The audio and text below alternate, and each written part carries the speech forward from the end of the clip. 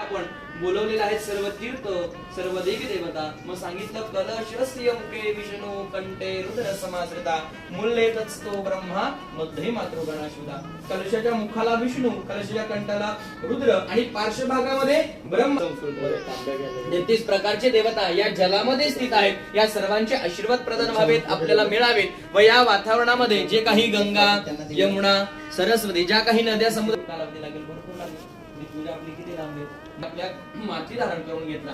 माता माती धारण करण्याचा म्हणजे षोडश मातृका. षोडश म्हणजे 16, मातृका मा म्हणजे आपली आई, कुलस्वामिनी, त्रिका म्हणजे कुलस्वामी आई भगवती.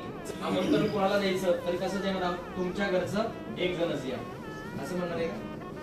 कसं आवाहयामि स्थापयामि सचिवावाहयामि स्थापयामि